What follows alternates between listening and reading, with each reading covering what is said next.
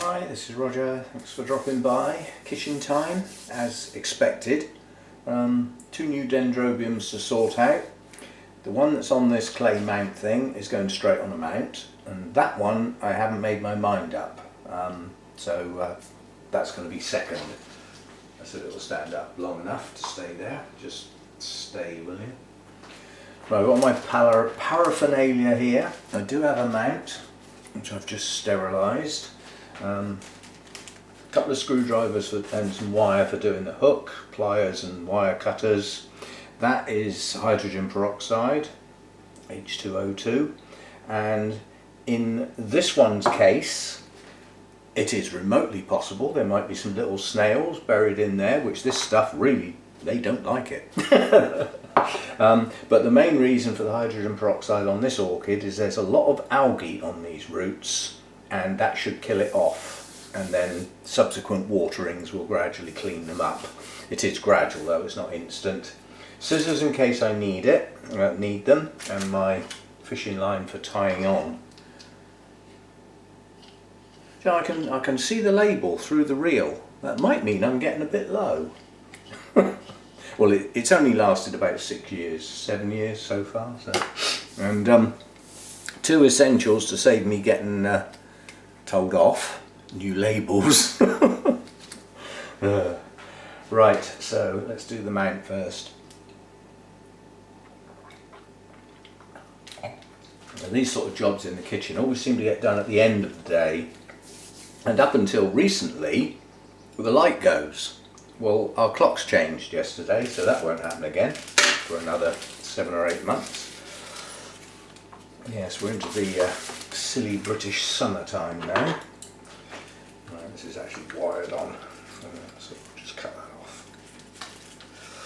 It's the easiest way out of that.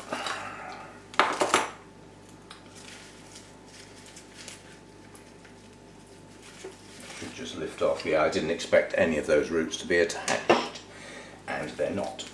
Right, so we get this wire out of the way. Right, now what have we got? Some of these roots are alive.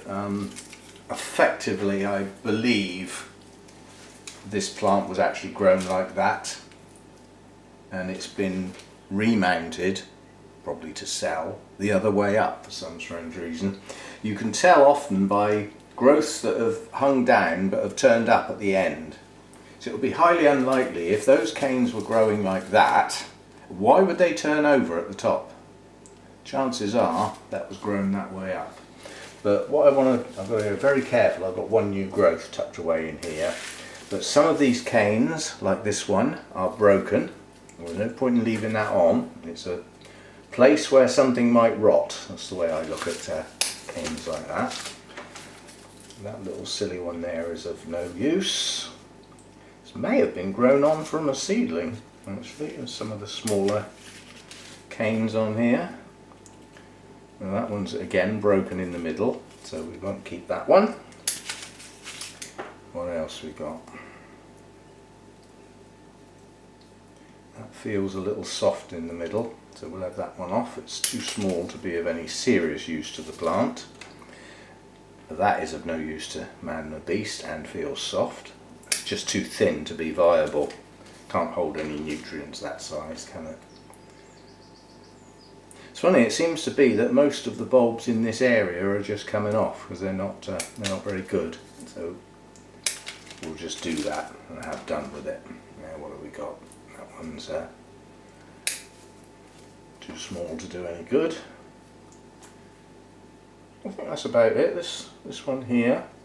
Now this one here has got stumps, so this one has flowered, and that one has.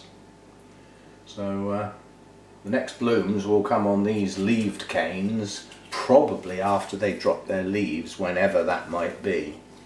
Now, as far as roots are concerned, I don't plan on doing much with the roots apart from spreading them out a bit. We've got quite a tight root ball here, and in the middle of it is old moss. Ooh, very old moss. You can see it's rotten. The moss that's in here is of no use whatsoever. So it needs coming out because it's going to get some nice new stuff. which is still out in the grow room. I forgot to bring the tray out. Can't remember everything all the time. But yeah, I didn't expect a moss ball in the middle of these roots. But nonetheless, the roots are teasing. That's not so bad. So the moss, in fact the easiest way to get that moss out is under the tap, quite honestly. So we will run that under the tap now. So I've got some new roots in here that I want to go careful with. Not many, but there's a few. So it's coming into root growth, which is good. So I think we'll just run that under the tap. But I'll remind people again, if you use hydrogen peroxide around the base of a plant to give it a clean up, you know, it kills off things like pathogens and stuff like that, and moss spores, mould, all that sort of stuff, and algae, and snails, and possibly some other bugs, but undetermined. Do it when your plant's dry, because obviously at 3% solution, if you wash your plant first and then put that on, it's going to mix with the water on the plant and it won't be 3% anymore, so it probably won't be very effective. So do it while your plant's dry, and then if you need to run it under the tap for reasons like getting old moss out, do it after you've given it a good spray. So I'll do that and get rid of the mess, and I'll be back. Okay, I've had a go at the roots. I did trim some and brought my moss tray out, which is looking a bit sad at the moment. Unfortunately, I'm using it faster than it's growing, so I might have to do another sortie to go and get some more. Top the tray up. It's very close to where I live, too far to walk, but very close to where I live, so a 10-minute drive. Unless I get stopped, of course, for unnecessary driving, which that would be, obviously. But this is the strange bit about the lockdown. They're saying, you know, that there's people that are using their cars to go to isolated places for their walk with their dogs or for their exercise, and they're saying it's an unnecessary journey. And the alternative being staying around the area where they live, where there would be a lot more people probably. So you can sort of see their point of view. But then the point of view from the more sensible people is that if you take your car anywhere, what are you going to do if it breaks down? Yeah? How many other people are going to have to get involved with you and your car because it's broken down? Plus, you'll be using fuel. And when you run out of fuel, you'll need to go to the garage, and you're subjecting those people to your presence, which they wouldn't normally have had to deal with, because you've used your car just to take your dog for a walk. So I can see the point of the unnecessary trips just not being necessary. This business of having to do exercise and having to go out, I can understand the dog walking, that is perfectly logical and has to be done. Dogs need exercise. But if you've got a reasonably big garden, you can throw a ball up and down the garden, you don't have to go out. And as far as your exercise is concerned, you can run up and down your staircase, you know, and sit in your garden with a nice glass of wine for your fresh air.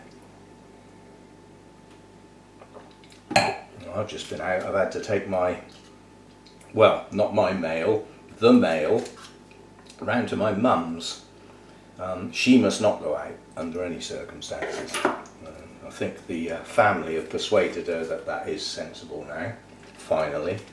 But her mail still comes to this house, and at this time of year, leading up towards April, in amongst that mail are going to be bills which I've got to pay.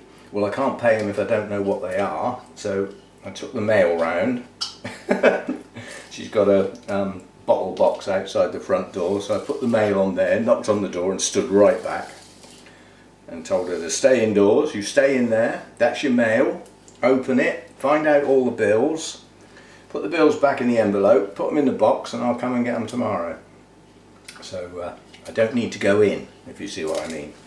And she didn't need to come out, so we've got the mail sorted. I'll have a load of bills to look at tomorrow. And her other half arrived. He'd been out, he runs a logging business which he can do in isolation and would be classed as essential, because at this time of year we're having frosts at the moment and people use logs for fuel. Yeah, well, fuel is an essential service, so he's okay carrying on working. Works on his own out in the forest, you know. So he arrived, and I said about doing battle with the local supermarket, trying to get a few things gathered together, and he suggested a place I hadn't thought of, and he said, and nobody else thinks of it either, so when you get there they'll probably have everything you want and there won't be a queue. And he was right. So I've got potatoes, yay! They're not the sort I would normally get, but they'll do. It's almost a sack, it's about a bag, but that's how they come, so be it. So I managed to get some food in, managed to get some mince and some sauces to do a nice spaghetti, which will make me 6 or 7, maybe 8 portions to go in the freezer for future meals. I've got plenty of the spaghetti, I just didn't have the actual spaghetti. I've got the pasta bit. And that's something else you can't buy for love nor money, is pasta. Things like pasta shells and all that sort of stuff, they're just all gone. Now, am I going to put any moss underneath this at all? I don't think I will. I will stick to my normal logic, as one day I might have to take this plant off. But unfortunately there's an awful lot of these roots are under the canes, so this is going to make wrapping the tie round quite difficult, especially with that new growth sat there. I can't put the plant over the other way, so I'll just have to be careful, won't I? Right, so let's go round. We'll go round once to hold the plant in place, which I'm going to have to go under just to do that. And that should hold everything in place. I'm really worried about that new growth going. It's quite fragile. And like Highlander, it's the only one. You don't want to lose it. Right, I think I've got that now. Yes. I'm actually going to tie that because I've got quite a bit of faffing around to do, so I'm actually going to tie that off. I would normally just hold it in place, but I need to be, I need this held firm and 2 hands free until evolution gives me that 3rd hand. Don't hold your breath. Then I need 2 hands for this, so I'll just tie that off. Always difficult when you've got a really long bit, but it's got to be done. That's it, get hooked up, why don't you?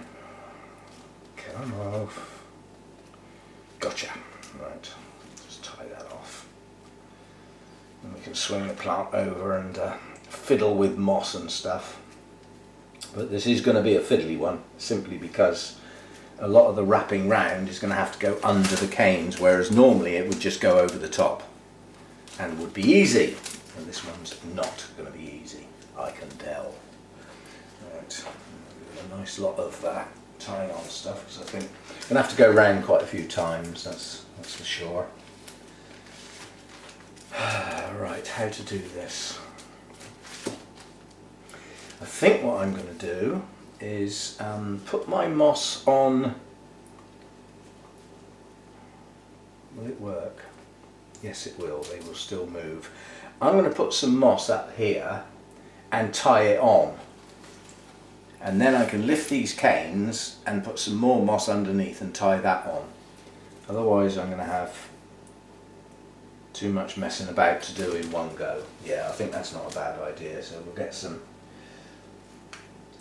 moss to go across this top area. As I say, I'm using the live moss faster than it can grow at the moment, so the tray is looking a bit sad for itself, but so I can always do another little sortie and get some more. See, that's the sort of trip I could do at 4 o'clock in the morning. Moss bits. And there'd be nobody about, but then, you know, if you're not supposed to be out in your car, you're actually more conspicuous at 4 o'clock in the morning because you are the only car. And policeman Plod's sitting there in his lay-by, reading the paper, doing his timesheets, or reading something. I'm not quite sure what they read, but we won't ask. And they've got nothing better to do. So you go whizzing past at 4 o'clock in the morning and they think, ooh, goody, somebody to pull over and have a chat to, because they're bored. So you are more likely to get stopped at that time of day, so we won't do that. Right, now this time I will try and hold it with my finger. Just wrap it round. And then we'll try and get some more moss on. This is not going to be easy. This is the new growth I'm worried about. But, we will do what we can. Luckily this moss is in nice large layers which are contained, if you see what I mean. They're flat and all joined up together. So they come off in layers like that. And can just be tucked under the canes. And I don't need every root covered. You know, if this was doing its epiphyte thing on a branch somewhere, you've got no guarantee there would be moss on every bit of those branches, or that branch, so I reckon that'll do. Because, you know, the whole idea of using the live moss, although I haven't seen it in action yet, is that it will grow. It will stick to the mount and grow, so it should spread out. That's the theory. But since I've started using the live moss, it hasn't really had chance to do that yet. Right, and then we start getting to the serious bit, where we've got to try and get this under those canes and over the top of the moss, and not break the new growth. All in one go. Not the easiest of jobs. That's one. Oh, get out. You could rot the leaf on that little one sticking out the side now. Right, so that's one turn.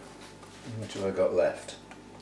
Fair bit, good. I want to go round 3 times in 3 separate loops, all at different heights. And that should hold the moss firmly and the plant. I can't get the end. Gotcha. So conscious of that new growth. Well, I suppose if it goes, it goes. It'll grow another one. Hopefully more than one. Right, so that's that one. I need one more right at the base of the canes. And then I think, I mean the plant is firm now. I just want that last one round for the moss more than the plant itself. And I want it right at the base of the canes, right at the top of where the moss is.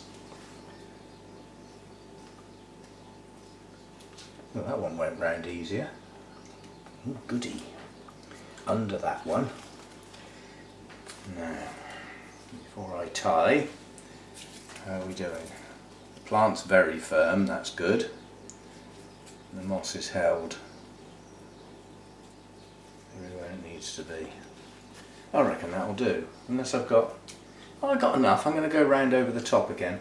I've got enough to go round another one.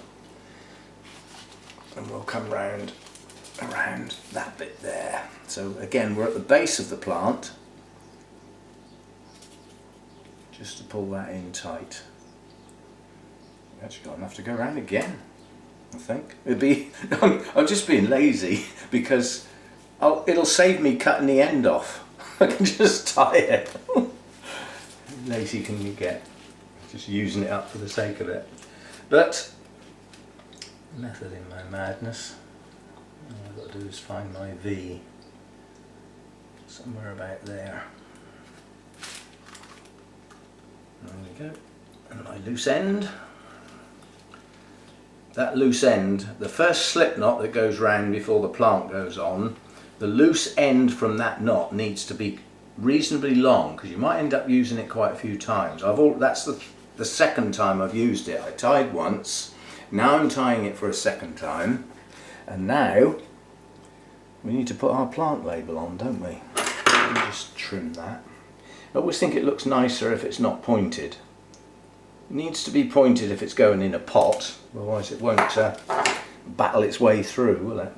But I just need something, scissors will do. Just need something to push the screwdriver through without poking a hole in my worktop.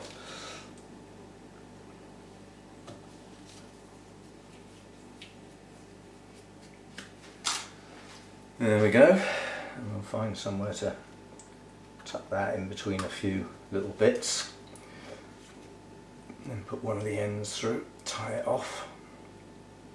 With a mount, I don't like to see the label from the front of the plant. I like it hidden, and then we can do the surprise when I pick the plant up and I can't remember what it is. We can turn it round and go, oh yes, there's the label that there isn't. But in this case, there the label will be. Ugh. Right, one done. Yeah, quite pleased with that.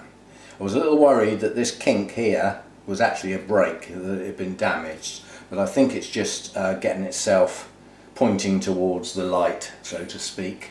So we'll see what that does, but we've got a blooming size cane there, and a blooming size cane there, and 3 that will be where the next lot of blooms come, which could be a year away. It could literally be a year away before this blooms, even though it's blooming size. There's a lot of these type of Dendrobiums, once they've bloomed on a cane, they don't do it again. It's sort of that cane's had its chance, if you know what I mean. And these will be the next ones to think about it, and the chances are they won't think about it until its next blooming time, which is probably after a winter, after the leaves have dropped. We shall see. Anyway, that's that one done. I'm going to take a break before I attack the other one, so I'll be back. Right, let's have a think about what we're going to do with this one then. First thing I'm going to do with this one is take that dead flower spike off, because it's annoying me. I can't think why somebody else hasn't already done that. But another one down there, we'll have that one off, and I'm pretty sure there's a third one somewhere. Never mind, I'll get it in a minute. Right, now this fell out of the pot during the unboxing, and most of the media fell off, which may in fact be a bonus. Right, before we even get any further, we've got some dead canes, which I always think when I'm doing something to do with orchids, if I see it, do it. Don't leave it. Don't leave it till a bit later, because it may then get forgotten. So if you can see something that needs cutting off, cut it off. I've done with it. There's more in there, so I will have to attack these canes. Right, got a few damaged leaves in places, but all I'm really interested on this is what's going on down here. A lot of the media fell off, and this media has been involved with this plant for a while. So it hasn't just been plonked in that pot, if you know what I mean. It's spent some time, because this media is all in between the roots. And if it had just been plonked in a pot and some media poked down the outside to sell it, that wouldn't be true. So it's been in here a while. I'm just desperate to find out if we've got that plug in the middle, which will need to come out. Always conscious with, yeah, we got the moss. Right, that's got to come out. Main criteria, as far as I'm concerned with Latorias, because of my low winter temperatures, is the ability to give it a bit of water in the winter and it dries fast. Because without that, they're not going to do so well. Proven point, you know, it's not like I'm assuming. I know, I've seen it happen. We don't want it happening again. This has got quite a good root system. Even these ones in the middle where that moss plug was aren't bad. It's a branching root system. This is a good root system. Not bad at all. And it's been growing. Can't see any active root tips as such, but it's still an active root system as such. It's capable of branching off of any of these roots really. There's not really much dead stuff in here at all. Just making sure I'm getting right into the base of the plant. Make sure all that moss is out. Right, this is another one that we'll clean up. See, this is the dead area of roots where the moss was. They're dead enough that I can just pull them off Don't need to muck about with the scissors. That's back down to the base of the plant now, the woody bit. There's a few others that are not really worth worrying about. There's not enough to warrant a thorough trim. You tend to do that when you've got a lot more dead ones than live ones. But when it's more live ones than dead ones, you can often do more harm than good by ending up snipping your good ones while you're trying to get at the few manky ones. And a few don't hurt. Right, now decision, what am I going to do? I could mount it. As I said when I unboxed it, we could mount this. So I'm still trying to get at these dead canes. It's big, but it could still be mounted. But do I want this plant mounted? That's the question. The reason for mounting it is, in my mind, I've almost lost Latorias through the winter months. These little old seedling canes are actually rotten at the bottom, so they need to come off. They're not going to do any good anyway at that size. So we'll remove those. Actually, we can remove that one as well. That's the one that's the first one to grow bigger. A lot of people ask me, how do you know when a plant's maturing? There's your seedling bulbs, not your initial ones out of the flask, but your first few that grew, and then suddenly one got bigger. Yeah? So that's your first reasonable bulb as that plant progresses. But still a lot smaller than the others and not worth keeping anymore. I think that'll do. There's another little one there. Yeah, he's wobbly at the base as well. So he can come off. Any more dead ones? Yep, one there. You'll need the scissors. That'll do. No more dead ones. Oh, hang on. Another one. Keep finding them. The more you look, the more you see. Another one. It's because they've grown into the middle, so their source is on the outside, but their actual growth went through the middle of the plant. Right, so we've got some new growths. They are clustered in this area, so here, here and here.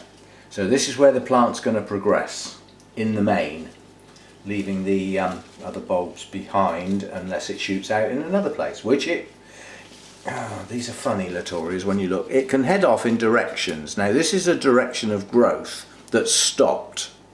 That doesn't mean to say it won't start again. You can see there's like a nodule there with some canes coming out. Yeah? And then there's another one here. Now this one is active. There's another one here. So all of these could start growing again at any time, given if it was happy. So we're going to mount that. No, I'm going to pot it. I'm going to take the risk on the grounds I'm starting off with a strong healthy plant with a good root system that I can get in a very small pot. Therein lies the answer to the winter problem. Small pot, no moss, just bark. So we will see what we can do. I'll have a clear up and I'll be back. Before I go, in the meantime, that will get a good spray with the hydrogen peroxide, just in case there's anything lurking in there. Make sure it's clean, make sure there's none of those little blighter snails lurking in there. They'll stay in, if they get in a pot, they will stay in it unless there's a good reason to leave it. And they will just slowly but surely chomp your root tips off. And then as the root tips are all gone and the roots start growing, they'll start munching on the older bits, and of course they're getting bigger and stronger all the time. They'll live in the pot for flipping years, unless you spot them. Right, so we'll give that base a good clean up and then decide what pot I'm going to use, and I'll be back. Right, something a bit different. What we've got is a very top heavy plant. So if I put that in a plastic pot, it's going to be forever falling over and would have to be stood in something else. So the theory is, if we use a clay pot, we've got some weight and it might actually stand up on its own. I don't know, but it might. But we're going to give it some help and chuck a rock in the bottom. So what have I done now? What I've done now is blocked the drainage hole in the bottom. Do you really think that matters in a pot like that? No, it doesn't. The water's going to find its way out of there, no problem. And the fact that the rock's in the bottom means I won't have any bark or anything trapped in the bottom, because it virtually fills the whole of the bottom of the flower pot. Secondary reason, I wanted to get this root system in the smallest pot possible. So I've just got rid of about a quarter of the volume of the inside of that pot. Bonus number 2. Excuse me. Now, because it's a top heavy plant, it's not going to stand up. And any of you that have ever tried staking a plant in a clay pot, you know that it very rarely works, and because the stakes wobble about, they just don't get down, they've got nothing to get into. So I am going to wire it in place, and if you're going to wire a plant in place in a clay pot, first of all, get the wire on first. Now I've got some little holes around the top here. Am I going to use those, or? Yeah, because the other holes are a bit low down. Well, that one's not. So what we could do is we'll go through there first. Let's get the awkward one done first. This is the low one. So we'll go through there and twist that wire up over the top of the pot and down in there. So it's now secure. The other end of that's going to go in there, which divides the pot in half. Unfortunately, the way they drill the top holes, the hanging holes in these pots, is they only ever do 3. So they're like a triangle. So you can't go across the middle of the pot. But by using one of the lower ones you can. Right, so that's my wire in place.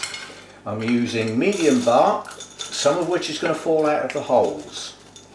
But I have found that with the clay pots, once the media is secure, it locks, all the pieces seem to lock together, and it doesn't come out the holes anymore, it just stops.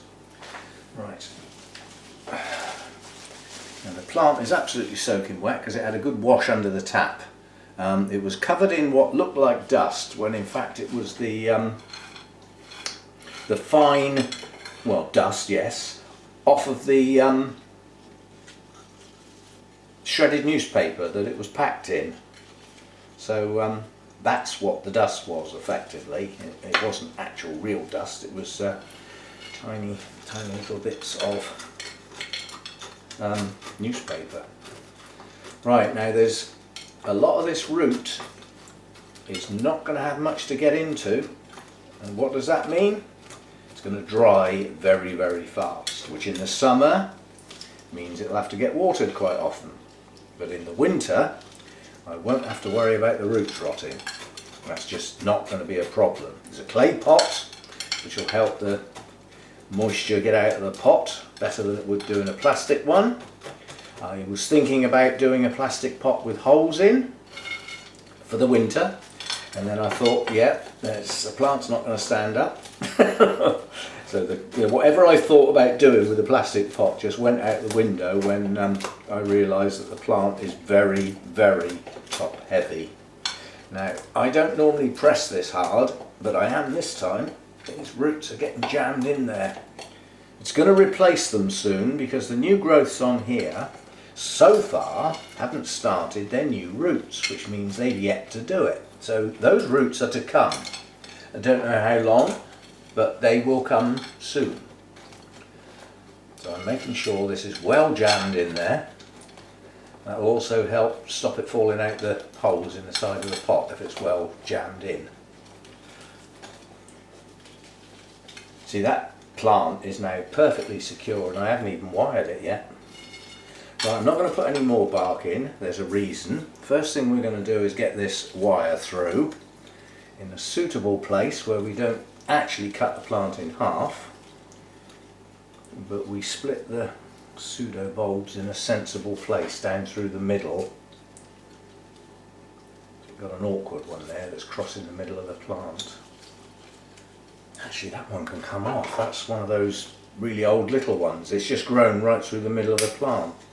If we take it off, now we haven't got to worry about it. There's another one there as well. I'm going to leave that one. Right, so I'm going to go through at that point there. Now all we've got to do is make sure we don't knock all the blooms off getting the wire through, because bloom spikes get trapped very easily.